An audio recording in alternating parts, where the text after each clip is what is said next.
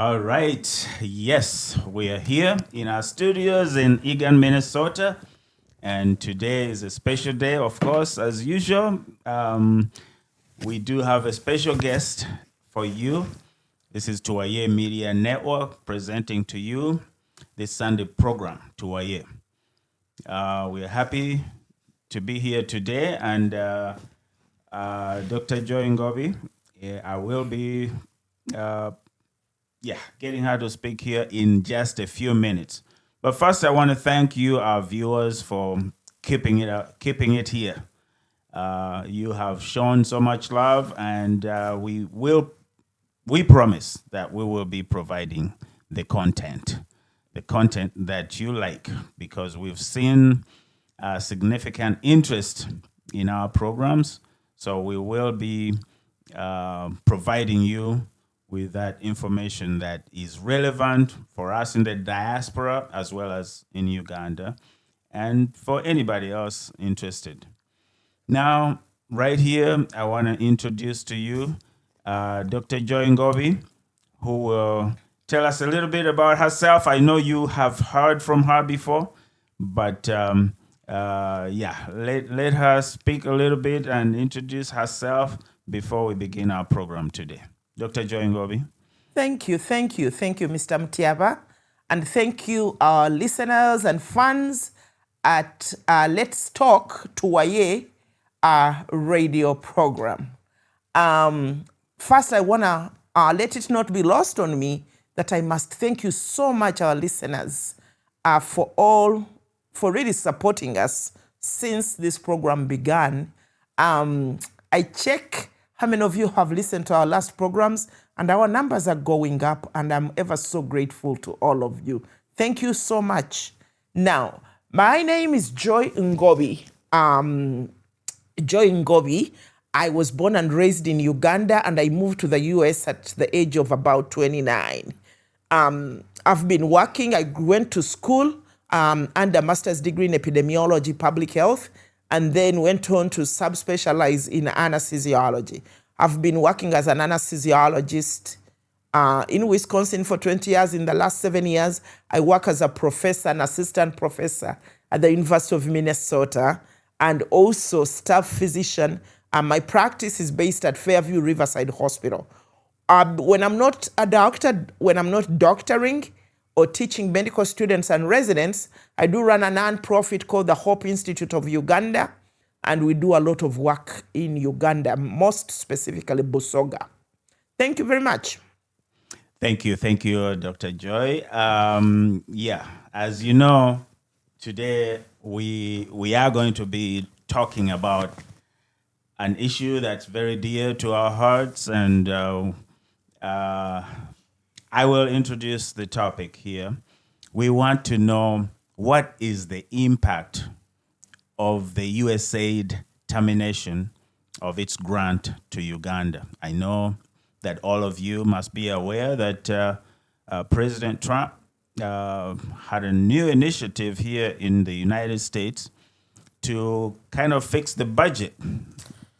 And with that came a lot of cuts. And some of these cuts, of course, impacted some developing countries, including Uganda, where we come from.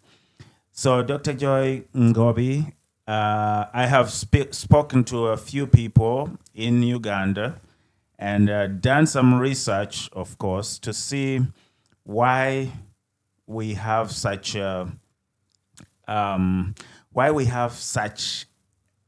bad impact in Uganda.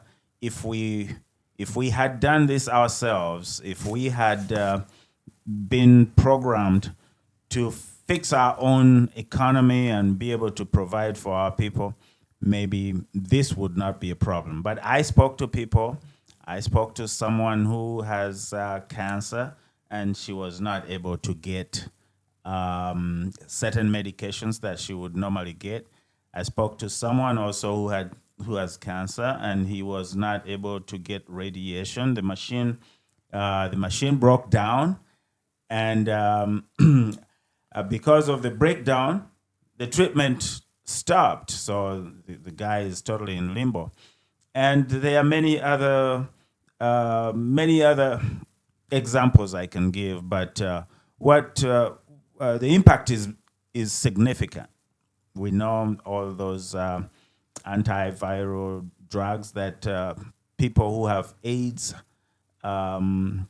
people who have certain diseases that are terminal, like cancer we just mentioned, they are in dire need for help because first we learned that the government of Uganda has reduced the budget.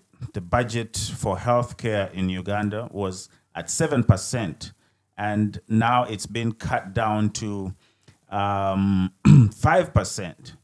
So with that and the reduction of this grant from USAID, it is really difficult for the people of Uganda. Can you shed some light on what's happening here?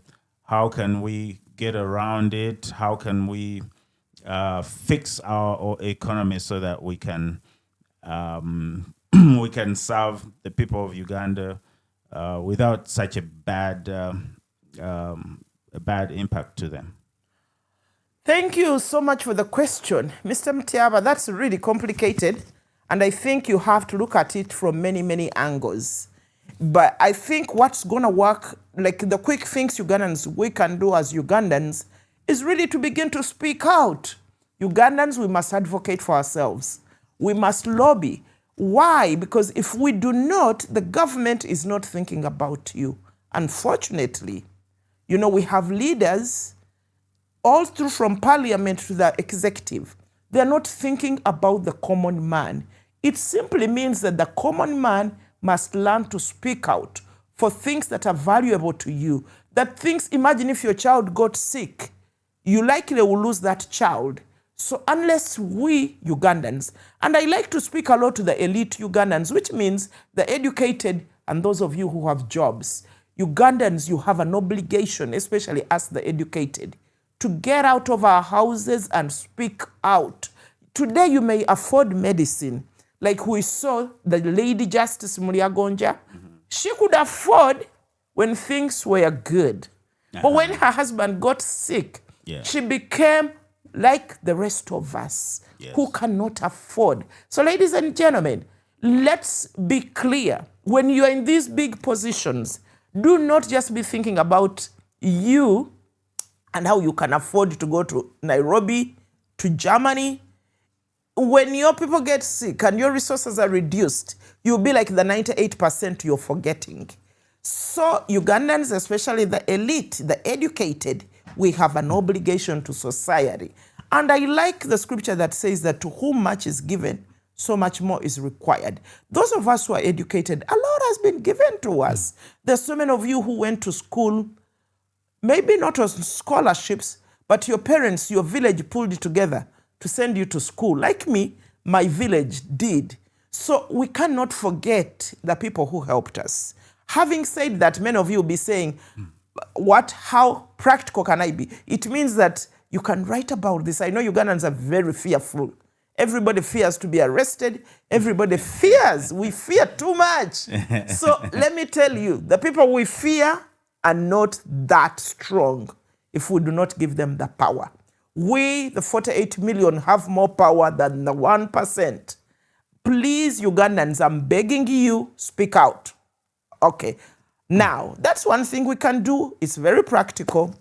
The other things, you must lobby your parliamentarians. Apart from speaking out when you're gathered talking about these things, talk to your parliament people. I know in Uganda, did you know that MPs and their families and the executive, in the past couple years, $100 million was given to them to go abroad and seek treatment.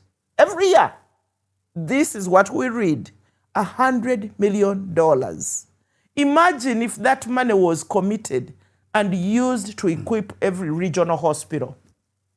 We have regional hospitals like Jinja where there is no neurosurgeon. There are no specialists. They all have to go to Kampala and line up. So it is, my fellow Ugandans, this is within our area of action. If $100 million every year is allocated to politicians and their families to go have babies, you can have a normal baby in Uganda. You don't need to go to Europe. I see them here in America coming to have babies. I'm sorry. Yeah. Let us think of the 48 million who are neglected. And to our leaders, the presidency, the ministers. The same thing I told my colleagues, my educated Ugandans. To whom much is given, so much more is required. There is no need for the presidency to preach to us about the Bible when they cannot put medicines in the hospital. The Bible says faith without actions is dead. We are tired of dead faith. This money they give politicians to go to Nairobi, to India, this money, let it be given to hospitals. You know, of course, we are talking about USAID, but remember, we grew up being told beggars are not choosers. Literally, by us depending on USAID, we are beggars, right? That's right. Why? Everybody asks on the forums I'm on a lot of forums for doctors. If UPDF can be allocated more than 10% of the budget, surely, isn't it more important to be healthy first? Shouldn't we allocate money to the health sector? That cannot be too hard to do. But we have leaders who do not think that these things are priority. And I don't know who advocates for us as the common man and the health sector too. I like it because the doctors are rising up more, they are speaking out more, but we need more than the doctors speaking out. We need everybody in Uganda talking to their members of parliament, saying, let us put doctors in Jinja Hospital, Kabale Hospital. Mbarara is lucky for them, the president comes from there, they're equipped. But those of us who don't come from Mbarara, those of us who come from Iganga, Tororo, Soroti, should our people just die? That is the question. So much money is allocated only to defense and the state house. But we want things to be allocated so that a child in Karamoja, when they get a tumor that can be treated like Wilm's tumor, it's treated. I recently read about the Minister of Health. When she became minister, she took a CT scan. Now, you remember she also became a politician in the last 3 years and ran for MP, which she is now. But look at this. She took a CT scan to her hometown. Who is advocating for the rest of us who don't have ministers of health from Busoga? Who is advocating for us? Yeah. What we are asking is, can things be done fairly? If surely the Minister of Health can take a CT scan to her hometown, which I forget whether it's Lira or Gulu, I don't know. But if you could take it to your hometown, please know that the people in Masaka too would like a CT scan. Know that people in Jinja would also like a CT scan. Let us learn to be fair and equitable in our divisions. Yeah. So, Dr. Joy Ngobi, thank you very much for those comments.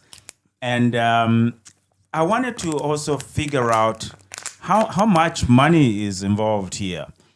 We understand that USAID was sending so much money and it was given to so many different programs. Some of those include like AIDS. There's Do you mean HIV/AIDS? HIV/AIDS. Oh, okay. Yeah, sorry about that. You just said AIDS, and you know AIDS could be different. No, AIDS. We were getting antiviral drugs. I know people who are getting those for free from so many centers. Support. So many. There was malaria campaign there to stop malaria. There are so many things that these funds have been doing to Uganda. How much is it, and what would be needed to actually to get to a point where we can be self-sustaining? So what I've read, and the number I have read, in the last 5 years, the US government has been giving us, what I read, $523 million, US million dollars. Per year. In 2021, it was highest, it was $910 million. Million dollars, US million dollars. And that's because of the COVID, I guess. It increased. 21. Yeah. COVID was really 20, and 21 were coming out. Okay. But yes, this is a lot of money, even at $500 million. This is a lot of money. And think about that 100 million was given to politicians and their leaders and families to go abroad for treatment. Yeah. If this money is invested in our country, every region gets a hospital. I think that is how life should be done and the fair way to do it. So in the ballpark of $523 million, that's a lot of money. That's a lot of money. Now, what do we do? I think, I'm sure the Euro people would be the ones to tell us and the government, but we do believe that we do have this money. It's the allocation of resources that is shaky, that is debatable. Why would you allocate money? Like some politicians, we see you with 25 cars. Why do you need 25 cars to escort you? Why does the president need 50 cars to escort him? Now also the MPs, now they run with a trail of cars. Why? This is wastage of money. This is the money that should be in your hospitals. And until we Ugandans rise up and ask these tough questions, ladies and gentlemen, nothing will change. We cannot control the US presidency. I mean, for them, they're acting on their electorate's mandate. And you cannot blame a man who is satisfying his base. Yeah. But what we can do ourselves, what can we do? We see Tanzania doing better than us. We see Kenya trying. Nobody has exactly got this equation right. But they're trying. And the countries that are trying, Botswana, what do these countries have different from us? There's this, some people have been arguing that most of that money is spent on a few individuals through corruption. All of it is used in a way that's not meant for us to use those funds. So they're saying that it's fine to take away those funds so that we can go back and reallocate our resources in a more realistic, more fair way that like you are recommending. Now, my question to you is,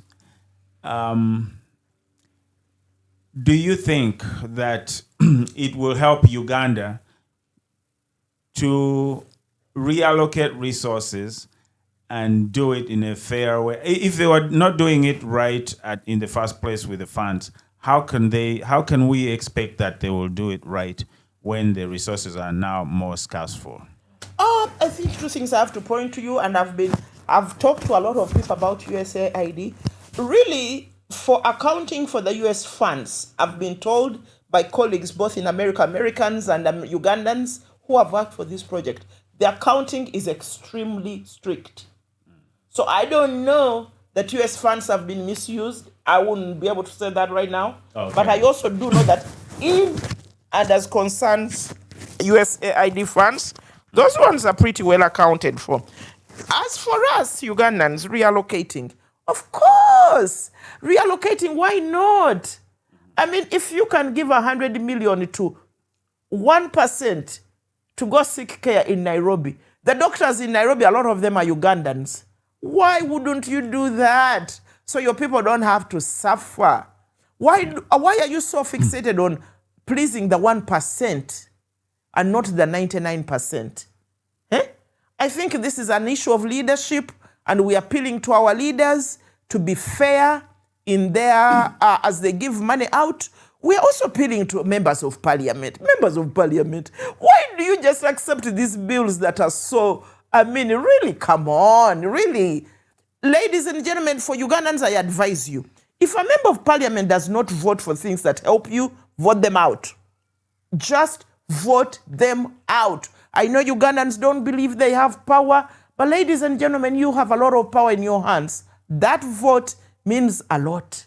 And until we educate the electorate to understand the power they have, the politicians will take us for a ride for the next 30 years. And we are saying that we are so far advanced. So many Ugandans have so many college degrees. I want to see these degrees translate into action. We do not want someone having a PhD that means nothing. We want you to have a PhD, go back to your village and educate your people. That is the value of education. Your vote matters, ladies and gentlemen. We are coming into an election year. We are appealing to you, do not vote anybody who does not vote for the things that help the nation.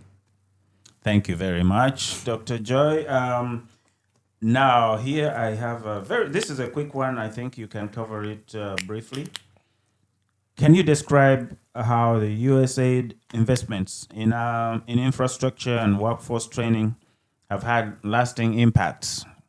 So, for sure, I can say that USAID, State Department funds, they've done a lot, actually. They've really done a lot to train Ugandans in us having skills and also just carrying on the usual capacity trainings that they do a lot. They've done that for a really long time, and I think it helps a lot. It does help a lot. Also in infrastructure, I mean, you go to Makerere, a lot of these projects, all the new buildings have been supported by USAID.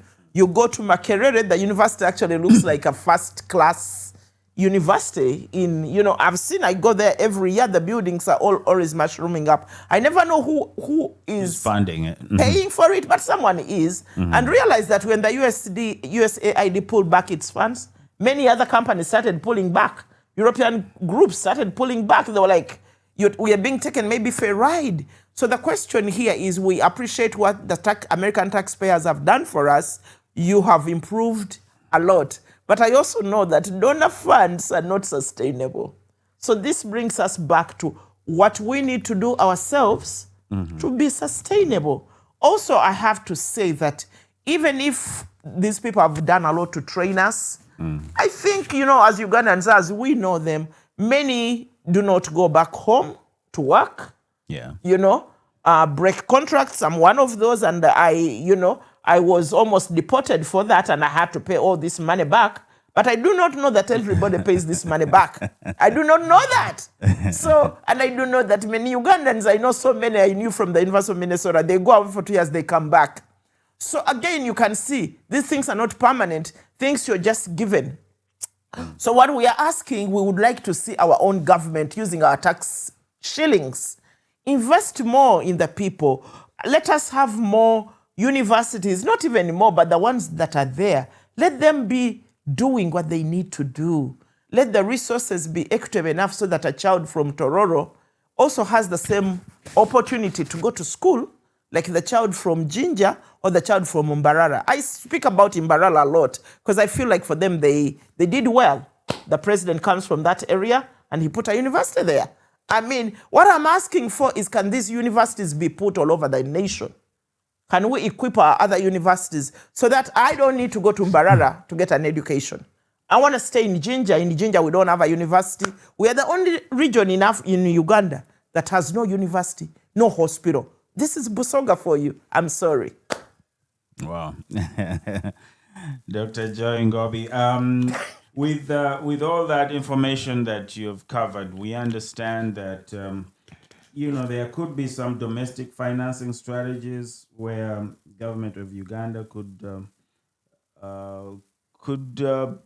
increase the budget and provide some funding to the healthcare.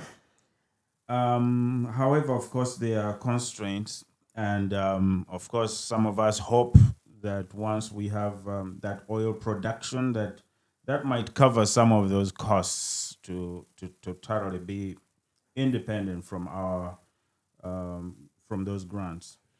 Now, we understand that the Abuja Declaration urges those governments to allocate at least 15% of their budgets to healthcare. But since now instead of going up, closing the gap from 7% to 15%, we actually went down to 5%.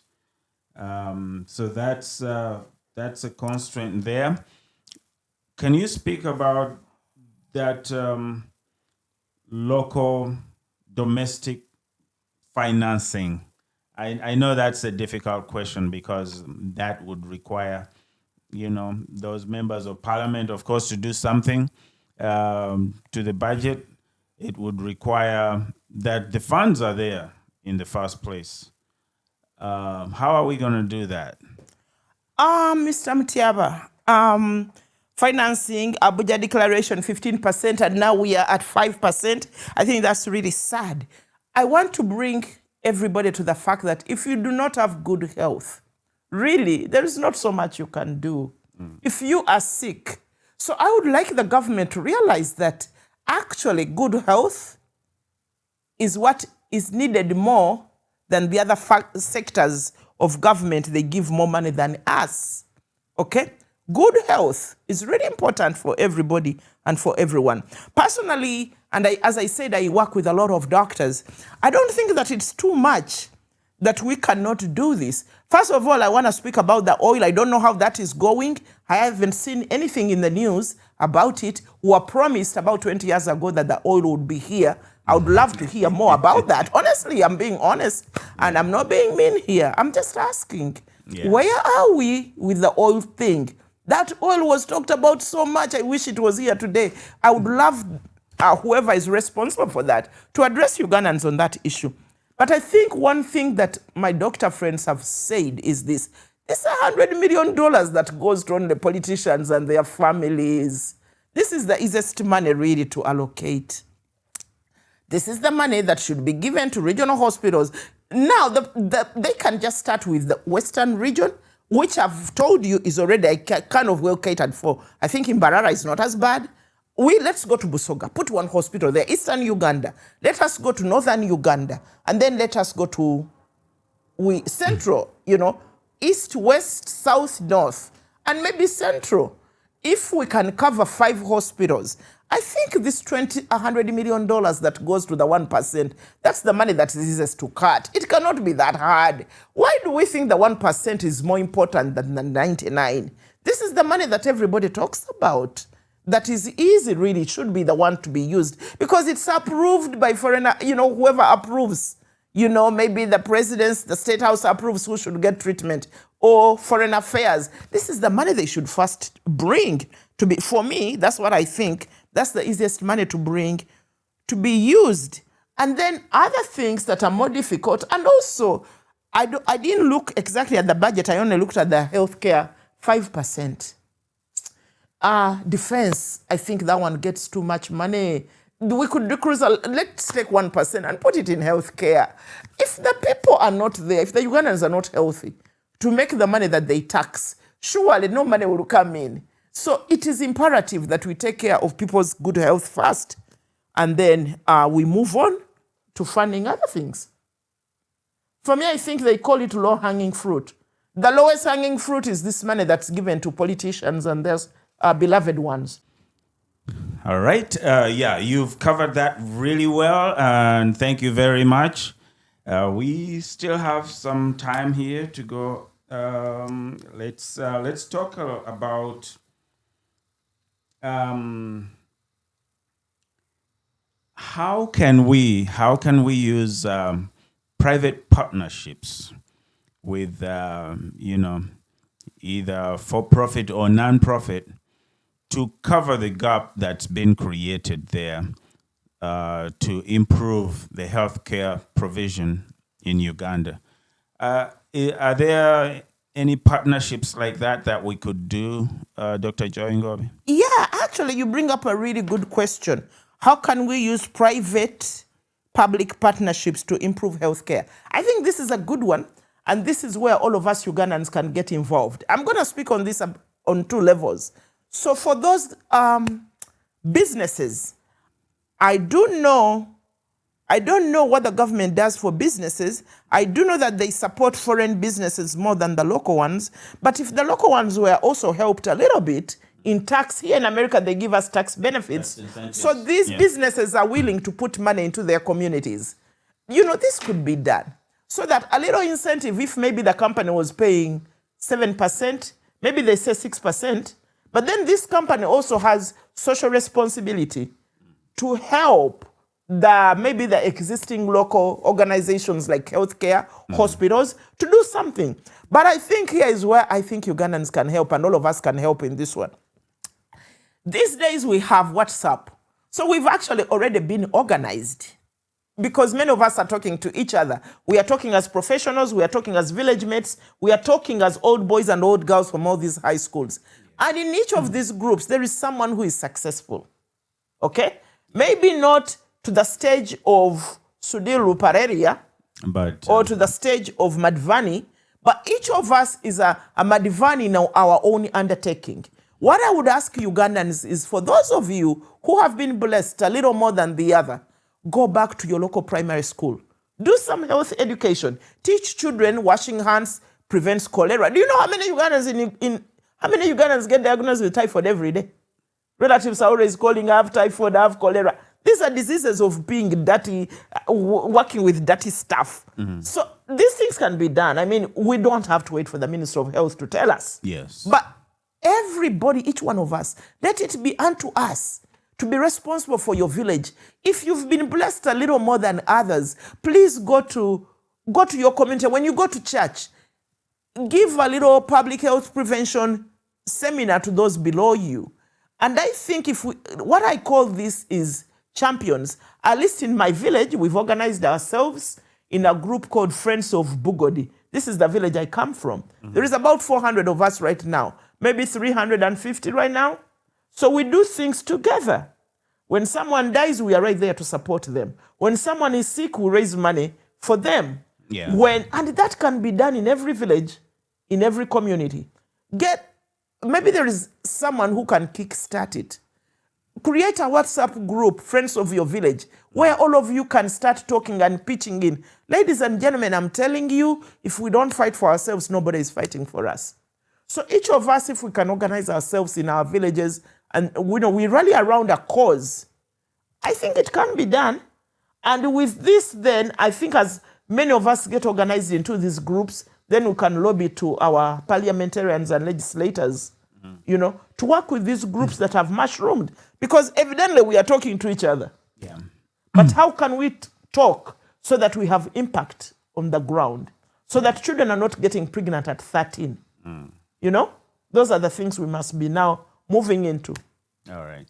Dr. Joy Ngobi, thank you very much for those comments, educating us on how we could use private and public partnerships to improve healthcare delivery in Uganda. Now, one of the things, one of my complaints, maybe it's a good idea that, USAID is not going to be providing funding to Uganda so that we can use our own resources better. But what I find maybe, mean in the process was that there was no timeline given to these countries that were depending on those resources. You could have said, okay, within 1 year, you guys should be able to do this on your own. Have some kind of a phased approach so that it's not so abrupt like that. People who are on those antiviral drugs to drop dead just like that. People who are having their cancer equipment being maintained using those funds, and now they find themselves not having working equipment. So I have an issue with how that process worked. But maybe in the future it will be good for us to be able to stand on our own, provide our own budget, so we can provide healthcare to our people in Uganda. I don't know if you have any comments to make on that. So I do have some comments on that. Mm-hmm. I hear you when you say nobody warned us, nobody told us. Yeah. But although I think, for those who are listening to Mr. Trump as he campaigned, he actually talked about these things, but nobody believed him because nobody thought he could win. I'm just saying. I'm just being honest and saying. He was actually on the campaign trail, if you listen to him, and we knew what he did in the first term. But if you were listening, but trouble is, nobody was listening because nobody assumed he could win. But as you know, in America, you do not minimize any man because any man can win. Any man can win an election if they work hard. Yeah. So I think the wisdom here is do not prejudge. The guy was campaigning on the trail. So for those people who listen to him, he actually is doing what he told people he would do. Now, of course, it would have been nice. But let me tell you, these are tough decisions. Even you as a parent, when you're going to make a tough decision, You don't sleep for a whole night. So these are the same tough decisions for these presidents. I don't think something as tough as this, if you take 1 year to roll it out, people will be convincing you not to do it. So I think in 1 year, you're giving yourself too much time to back out. These are the kind of decisions that are gut-wrenching. You do it or you don't do it. So I think these are difficult. As you know, leadership is so difficult. As we've discovered, to lead is the most difficult job, I think, that we have. Now, for us as Ugandans, for me, I want to say, what USAID has been helping us a lot, I appreciate that help, and it is sad that so many have lost jobs. But the truth of the matter too is, when you're given so much, your thinking abilities are restricted. We've not come up with any critical ways to solve our problems. Because USAID has been around for 50 years, and every year we've expected them to give us. But who ever gives someone money forever? Who? I mean, people are going to argue the US can, but again, also, the US has $1 trillion in debt. So depending on which president wants to attack what, I think nobody is going to be out there to give money forever. So as Africans, we are very educated right now. I don't know a friend I know of mine, people I went to school with, everybody has a master's degree. People have PhDs. What I'm asking those of us, the elite of Africa, the elite of developing nations, let us sit down and think. These degrees are not meant to just be papers on the wall. These degrees are supposed to translate into action. And we can do this. Ladies and gentlemen, we can think our way into solutions. So let's not be too overwhelmed. When I look at Mr. Sudhir Rupalaria, that guy left England, he was doing tax cab, right? For those of us who have followed his story. He was a tax cab driver in London. He went to Uganda with £10,000. Today, I don't know how many times that was multiplied over.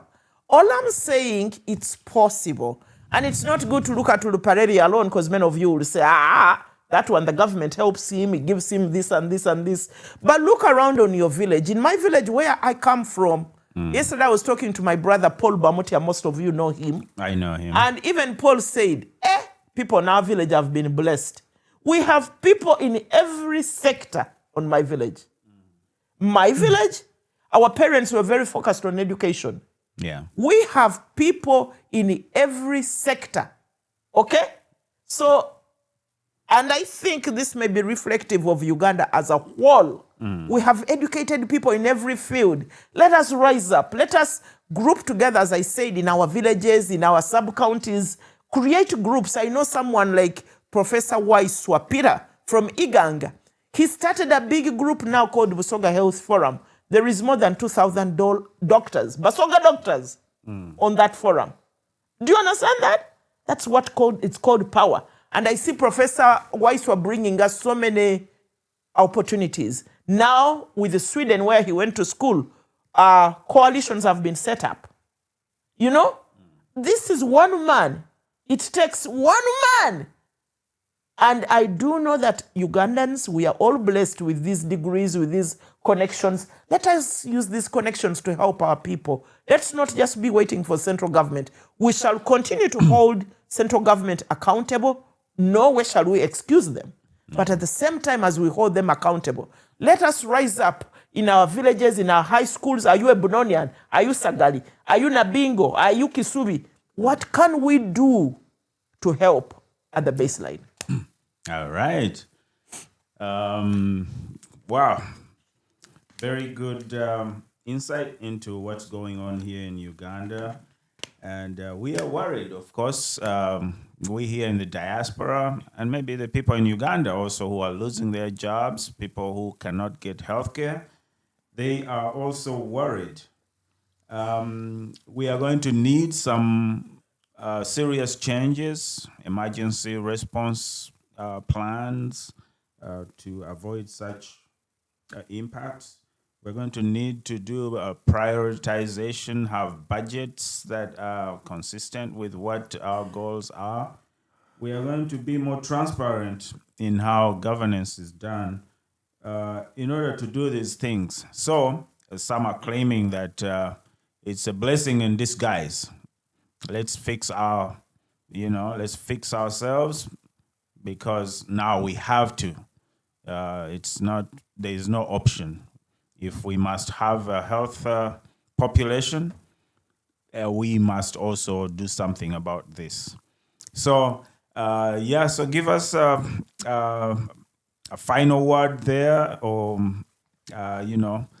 about all these changes that have to be done in order for us to realize at least some, to have some a feeling of a good feeling about what Uganda is capable of doing. Okay. So when you say you are worried, emergency response, I tell you what, to worry will not solve a problem. Yeah. Just to worry in and of itself, Yeah. it will take sleep away from you and nothing will be solved. Yes. So fellow countrymen and countrywomen, Ugandans, and all well-wishers across the globe, to worry is not the answer to our problem. Now, the first thing I've told you, like Mr. Mutiaba here is asking for emergency response, budgets, a blessing. I actually think too it's a blessing in disguise. And it is hard for those of you who have lost jobs, whose children may have to get out of school, whose houses were being rented by the expatriates, and now those expats are gone. Yeah. But they say in every cloud there's a rainbow. We gotta look and see. For me, what I see, to me as a public health consultant, what I've thought about this USAID thing is they kept us in the intensive care for 20 years. Now, do you guys understand what intensive care is? ICU.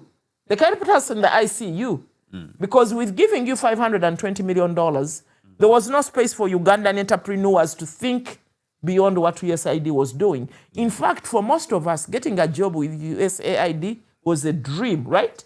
Dream come true. But now that dream was shattered. So for me, what I'm asking us to do is that we can do this.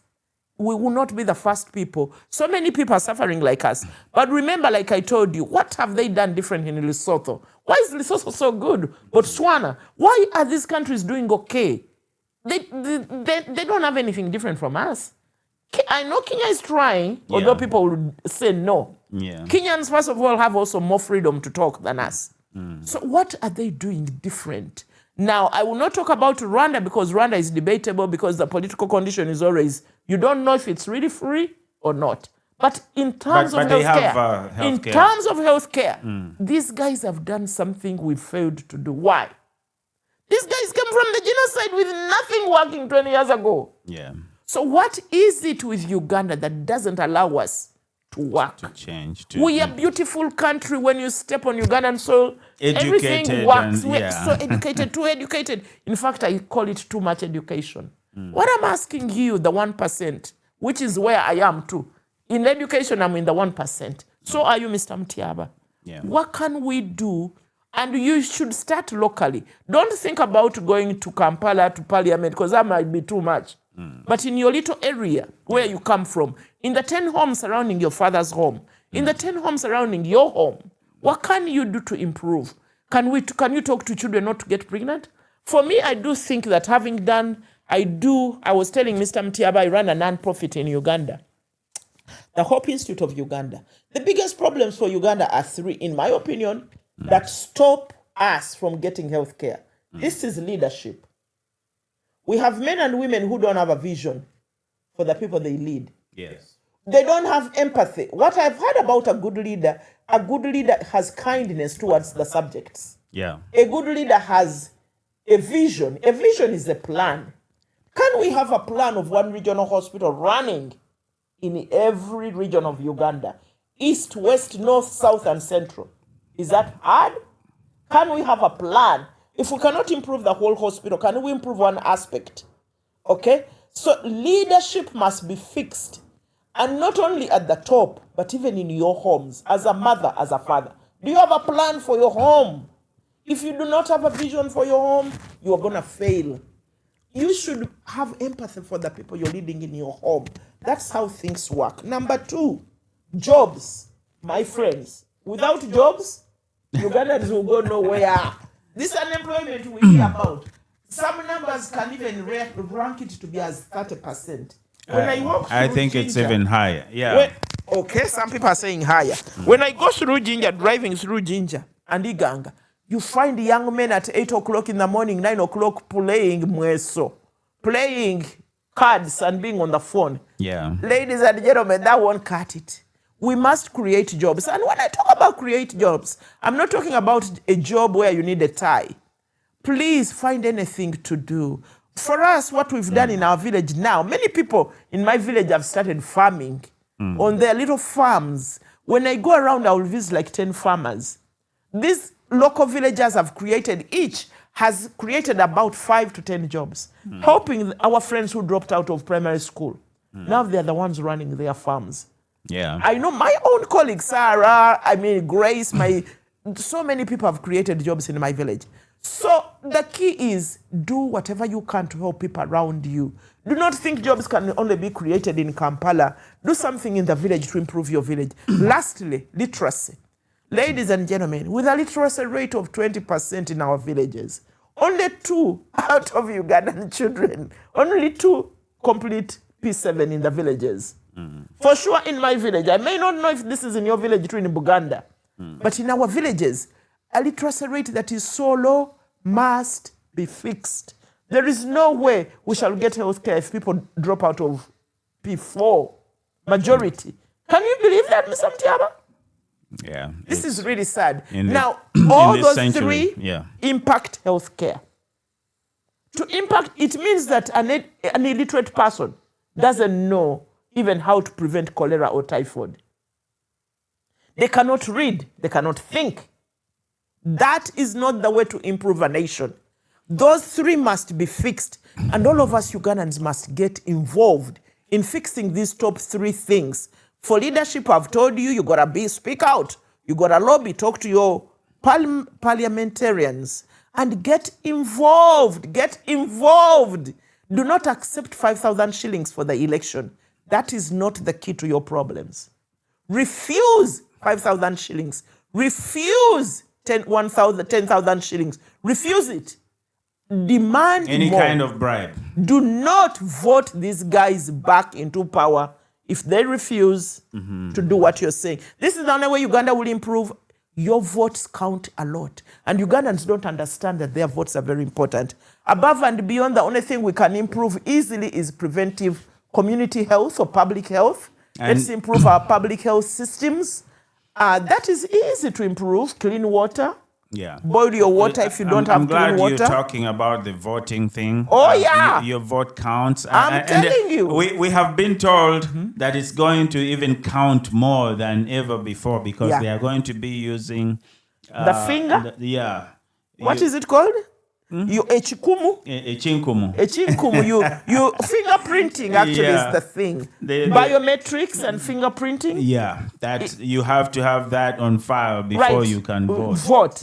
I had the president talking about it. That's a good thing if they use it the right way. Well, again, Ugandans, you have a lot of power. Let nobody ever lie you that Ugandans, you don't have power. Every time we said they use it, it's us. Please do not give your power to anybody. Do not give it to the executive. Do not give it to members of parliament. Do not give your power. Your vote matters. And if you have learned nothing from me today, I've lived in America for 30 years. The one thing I've known, and I've lived in small towns and big towns, your vote matters. A lot. And your with vote that, matters. With that, Dr. Joy Ngobi, I wanted to see what is the single most important lesson, 1 or 2 lessons that we can learn from these episodes, or this episode of donors and recipients no longer being in sync, or actually taking away those grants from us. What should we learn from that? Well, I think, remember again, a beggar cannot choose. As long as we put, as a nation, we put ourselves in a begging situation where USAID or Europe, the European Union has to pour money into us, we do not have any bargaining power. So the key here is to ask ourselves as Ugandans, how can we have bargaining power? What will bring us from being total beggars to sitting at the high table with these guys, right? What can be? I've been hearing so many Ugandans asking for technology to be improved, that unless we are inventing, unless research labs are working, unless we are discovering things, really, we're going to keep being beggars. Because if you're waiting for the HIV reagent to come from China, even China, many of you are happy that now the power is shifting to China, but that's not a good thing. The good thing should be when we Ugandans sit at the same table with these guys who give money. That is the key. And as a nation, we have to choose that we are tired of being beggars and we need to stop being just recipients of aid. Why? Why can't our resources help? That means that we're gonna hold our leaders accountable. A leader should be accountable to the subjects. Nobody should tell you that I'm not here to serve you. If you're a leader, you're supposed to serve your people. You're not just supposed to serve your family. That is selfishness, and we should not accept that of leaders who even tell you that, for me, I'm not here to serve you. The role of a leader is to serve those, especially those at the bottom of the social ladders, the people who haven't made it. And this program is dedicated to those people, and we all are trying to do whatever is in our power to be able to get the message out, get the government to operate in a way that helps to close that gap that's over there. And so it's teaching the electorate that your vote matters. That's the first lesson, civic lesson we must, give to the people. Don't sell it for 1 kilo of sugar. Yeah. So in closing, Dr. Joy Ngobi, can you wrap it up and, speak to different groups that are more in position to actually make a difference? Okay. And then we close it. Then you can kutumira. What is kutumira? Kutumira is to send a greeting to someone. Okay. You wish. All right. So wrapping up. Again, I want to say this. We have to be able to see hope at the end of a tunnel. Okay, yes, you say it has gone away. It's really sad. We've been grieving now almost for 4 months. I think it's time for us to stop grieving, get up, and begin solving Uganda's problems. And we've talked about some basic things each one of us can do. And each one of us, for those of us who have been blessed with an education, please, there are so many of you who no longer go to your villages because in Kampala you have found your own peace. Please, wherever you came from, never forget where you came from. That village where your parents raised you needs you. Go back and help. Sit together with the current elders. What can you do together as a village? Village elders. These days we are village elders because me now I'm 60. We are elderly. We are the village elders. Let's sit down in villages, in high schools, our alumni organizations, associations. Please, let's sit together and solve Uganda's problems. This can be done. Please do not get overwhelmed to think it cannot be done. And I'm very happy because Ugandans, we've organized ourselves in so many WhatsApp groups. Even Uganda Medical Association is now talking. We never used to be organized like this. High schools, now I'm in 2 alumni high schools. Even my primary school has a WhatsApp group. And so you have this thing going on in Gayaza. Oh, that one is where I'm going to stop. Okay. So we have so many opportunities, ladies and gentlemen, to speak to each other and organize. They say the first step towards success is getting together. We've gotten together now, and also staying together. Let us stay together by focusing. Each group, choose something to work on for your community. If your community is your high school, choose something to work on. If your community is my village, like for us, Bugodi village, we call ourselves Friends of Bugodi. There's 350 of us. So imagine every day we wake up with solving problems. Also, another thing I want to bring to Ugandans. In these groups, you're not going to be of the same political leanings. Please do not be overwhelmed by that. You do not have to agree to the same political parties. What it means, maturity means you can talk to people who don't believe like you. Okay? you can have a conversation. A very good example right now is my friend, Mr. Mutiaba here. Mr. Mutiaba is very liberal. It is not bad. Joy Ngobi is very conservative. It's not bad. Okay, but we work together on this radio program because we found out that both of us love radio. It is that being that drastic that you forget. Do not look at small things. Political leanings are very important, but in my opinion, I think it is us getting together and solving problems. That's Here, right. Mutiaba's dream of being in radio is fulfilled. Joy Ngobi's dream of being on radio is also being filled. Imagine, none of us had to do it alone. So this is what I'm calling up you Ugandans. On these WhatsApp groups, do not get too mad at someone who doesn't think like you politically. Politics is just an opinion. Please, let us work together to solve our own problems. Uganda is a beautiful country, and I enjoy showing it to many people. And let us continue that way. Uganda is beautiful. Let us not allow it to go to like DRC, where there is this incessant fighting. Somalia, where there is this incessant fighting and no government. And Sudan. Yeah. Let us not do that, Ugandans. We've seen enough trouble. We really want to live in peace, send our children to school, and enjoy the beautiful nation our God gave us. Yeah. That's my takeaway. That start at community level. Do not wait for the big people, although we must hold the big people accountable. Yeah. Dr. Joy Ngobi, we have 3 minutes here, and we will let you, send greetings, talk to your people in Gayaza, Okay. You All have right. the floor. Oh, man. Thank you so much. Actually, 3 minutes is a lot of time, and I really appreciate you, Mr. Mutiaba. First of all, again, I go back to my supporters, to our fans, the fans of this radio, to Waye, also called Let's Talk. Let's Talk in our language means to Waye. Let's converse. That's exactly what we are asking you to do. Please converse wherever you are. Okay, that's the only way we're going to solve Uganda's problems, by talking. I want you to learn to talk to people who do not think like you, believe like you, or have political leanings like you. That's the only way to solve Uganda's problems. Or Africa's problems, or those nations that are failing.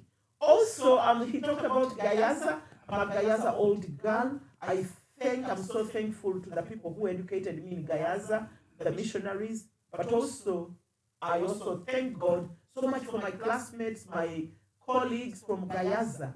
Likewise, I call upon, we are having what they call Uganda Conference, Gayaza Old Girls in North America gathering in Minneapolis, 6/28 to 6/29. We're going to have a good time. Please come over. However, we go beyond just Gayaza. On Saturday, we have a banquet. And because it's Minneapolis, we are expecting a lot from you, the people of Minnesota. You are wonderful people. You just did that Uganda conference that was a roaring success. We are asking you to come.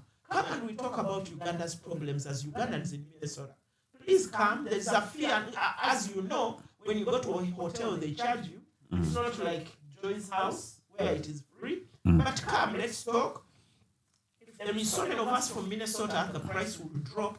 Currently, it's $100 for the banquet. You bring your girlfriend, you bring your wife, you can bring your family. Each of you, you're going to have a wonderful meal. And do you know who is playing at the Gayaza conference? Who is playing? DJ Johnny! DJ Johnny! I know all of you Minnesotans, you love DJ Johnny. And those of you who came from outside Minnesota, you experienced the beauty of our DJ Johnny. And he told me never to call him DJ Johnny when he's not playing music. He's called Mr. John Kiseka. Mr. John Kiseka likes to be addressed by his name when he's not on the job. So those of you who went to school with Mr. Kiseka, please come. But on that day, he will be called DJ Johnny. Please come and support. The music is amazing. And people are going to come from all over the States. Well, you're expecting, but as you know right now, a lot of people are scared of traveling. So the numbers have not been as good, just like Twengaito struggled. We don't know. We are believing that the end will be good. People will come, but you don't know. But you've got to book these hotels, you've got to book these services. Yeah. So for me, I'm appealing to my core support base in Minnesota. Minnesotans, you're good people. We have been known to make every event successful. Please come. And the more numbers they are, the more that figure of $100 per person will drop. Please reach out to me if you're thinking about it. Please come and support this Mr. Joy. We are hosting Auntie Joy Banange. I'll be there. So ashamed that I promised and it didn't deliver. But please come support us. And if you can't come, please donate some money for this function to go without, trouble. And lastly, all of you Ugandans and Americans everywhere. A Gayasa girl wrote this book, Dr. Agnes Bamwami. She's also a singer, she sang at the Trigate conference, and she led the service and everybody loved her. She wrote this book, Debt-Free Destiny, a comprehensive guide to transform your finances, reclaim your life, and build the secure future you deserve. It's only $20. I am her agent in Minnesota. I've read some of it, and it's amazing. Down-to-earth principles of how you can get rid of debt, live a peaceful life, and maybe you also don't have to work too much if you can take care of your debt. So this book is available for sale. Dr. Agnes Bamwanya will be at the conference. She can speak more to it, but also she has this beautiful music she does. I think she will give us a number or two. So please come out, Minnesota, and come and support. And all of you from your high schools, Budo, Gayaza, Kisubi, wherever, Nabingo, Namasagali, Tororo, all of you come and you find your colleagues and we talk. And All then right. we shall talk about how to improve Uganda in person. All right. Thank you very, very much. We appreciate your time. And Dr. Joy Ngobi, this has been a presentation of Tuwaye Media Network. Tuwaye means let's talk, like she explained. Thank you very much for listening in. And once again, we bring you content that's relevant to wherever you are, to all of us in the diaspora and in Uganda and all over the globe. Thank you very much. And Thank you for watching. Thank you for being with us. all right.